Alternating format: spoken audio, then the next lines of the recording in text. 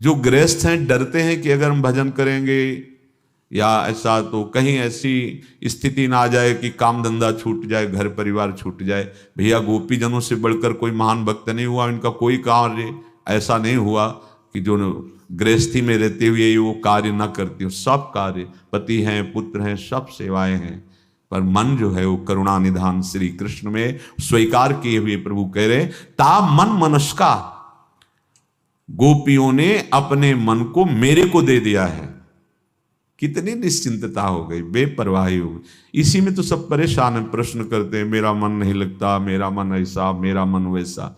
ये लो प्रभु, जैसा है वैसा है, आप लो, आप अपने लायक बना लेना। पक्का वो ले लिए, बस तुम हर बार यही सोचना कि हमने तो दे दिया है प्रभु को, दे दिया है प्रभु को।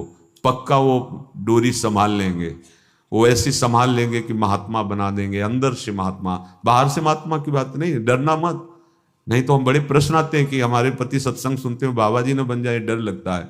अरे आप समझो, स्थिति की बात हो रही है। ये हम लोगों के भाग्य में निवृत्ति मार्ग है, दो मार्ग है, तो एक प्रवृत्ति मार्ग, एक बार रामकृष्ण मिशन में भर्ती हुए तो एक बढ़िया डॉक्टर जो सर्जन थे वो आए और वो थोड़ा बातचीत की, तो उनका आपकी बुद्धि बहुत प्रवीण है, आप बाबा जी क्यों बन गए? तो उनका आप बुरा तो नहीं मानोगे, एक प्रश्न करें आपसे। हाँ, हमको तुम यहाँ के पूंछा लगाने वाले क्यों नहीं बन गए, सर्जन क्यों बने? आप यहाँ पे पूंछा लगाने वाले बनते।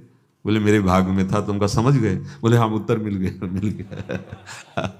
ये मेरे भाग्य में, ये हम लोगों का सौभाग्य पहले से निश्चित कर दिया गया आचार्य कृपा, गुरु कृपा से कि तुम निवृत्ति मार्ग में चलो। पर ऐसा नहीं है कि आप प्रवृत्ति मार्ग में हैं तो आपको जो निवृत्ति मार्ग का फल है वो आपको नहीं मिलेगा, ऐसा नहीं है। बिल्कुल ऐसा भ्रम मत रखना, और ऐसा करना भी मत कि सत्संग सुना और मरकट बैराग। ये अंदर की बातें हैं, इनको अंदर देखो। गोपीजन वैसे ही रहती है जैसे घर की बहू रहती है, पूरी वैसी सेवा शुश्रूषा और श्री कृष्ण अनुराग में रंगी हुई, ऐसे ही रहा जाता है। भाई जी हनुमान प्रसाद पोद्दार जी महाराज, वही धोती कुर्ता चश्मा, वैसे ही गृहस्थ वेश, और बड़ी ऊंची स्थिति कि एक विरक्त महात्मा उनके चरणों का आश्रय लेकर आजीवन संग का व्रत ले लिया, जो महान असंग थे राधा बाबा।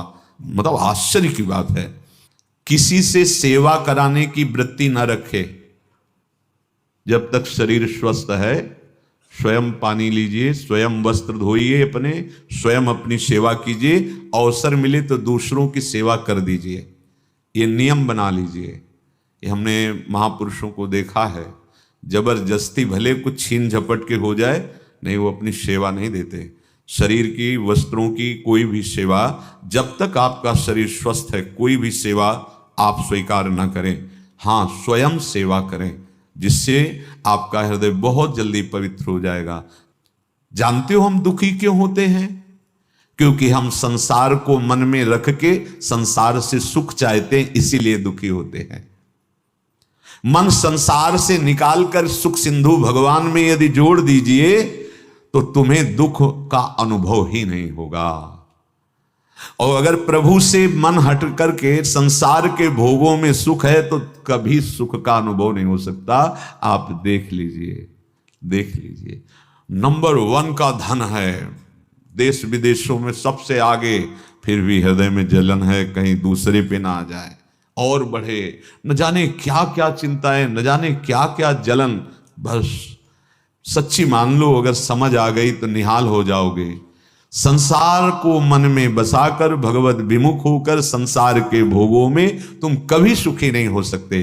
प्रभु को मन में बसाकर इसी संसार में रहते हुए दसों दिशाएं तुम्हें सुखमय प्रतीत होंगी, कभी दुख का अनुभव होगा ही नहीं। भारी दुख की परिस्थिति में भी एक सुख की झीनी सी ऐसी गली दिखाई देगी जहां दुख तुम्हें स्पर्श नहीं करेगा।